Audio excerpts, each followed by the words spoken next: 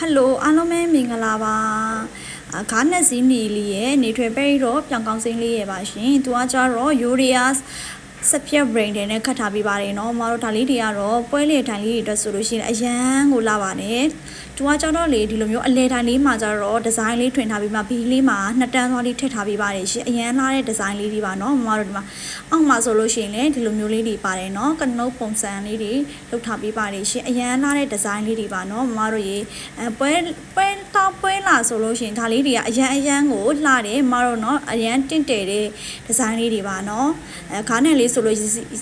ရဲခဲလေးဒီမှာပြောင်ကောင်းစိမ့်လေးဆိုလို့ရှိရင်အရန်လှပါတယ်เนาะစိမ့်လေးနဲ့เนาะတော့နှစ်တန်းသွားလေးရှိရင်ဒီလက်ကောက်လေးဆိုလို့ရှိရင်မဒါလေးတွေဒီဇိုင်းအစ်စ်ကလေးတွေပါเนาะ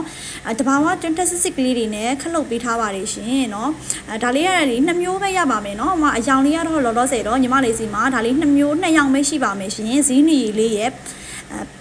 ပြောင်ကောင်းစိမ့်လေးရဲ့ပေါ့နော်ကျင်းတဲ့လို့မှကျင်းနေဆိုရင်ညီမလေးရဲ့ TikTok CB Viber ဖုန်းနံပါတ်ကိုလည်းဆက်သွယ်မှာယူလို့ရပါတယ်ရှင်